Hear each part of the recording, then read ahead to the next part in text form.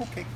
So if you look at this thing, you can see the anterior superior iliac spine of the ilium is going to be the most easily palpable piece of the hip.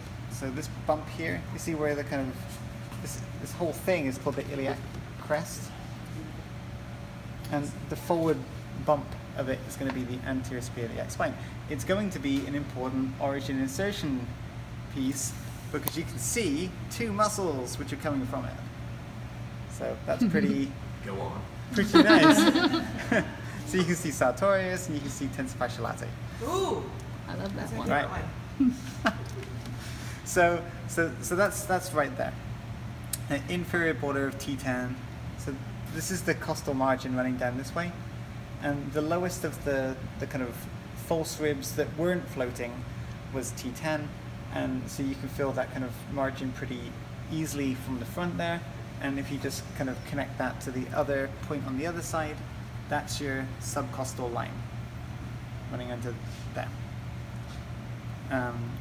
The jugular notch of the sternum is just going to be this kind of indentation up here, which is again super easily palpable.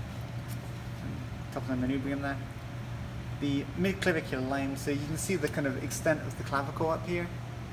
So if you just literally find the midpoint, that's the midclavicular point, and if you just draw a straight parasagittal line down through the body, it kind of roughly kind of coincides with the semilunar line, which you can kind of see to the side of the rectus abdominis, and kind of again roughly coincides with the mid-inguinal line, which is the lower kind of area there.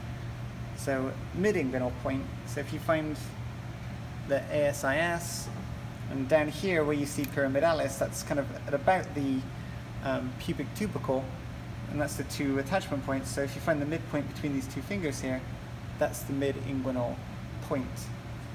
And then you can see how that kind of roughly kind of coincides with these other landmarks. Yeah.